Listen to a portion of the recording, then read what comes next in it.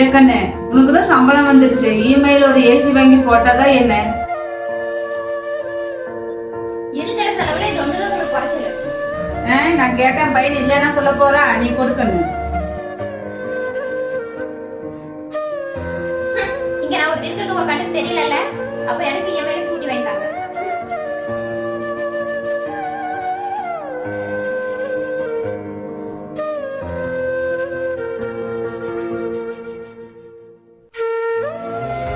சக்தி, டேய் சக்தி.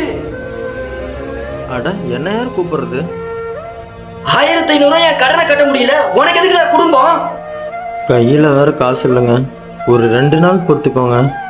இன்னும் 2 நாள் என் பணம் வரல, இங்க இருக்க மொத்த சம்பாதிச்சு தூக்கிட்டு போயிருவேன்.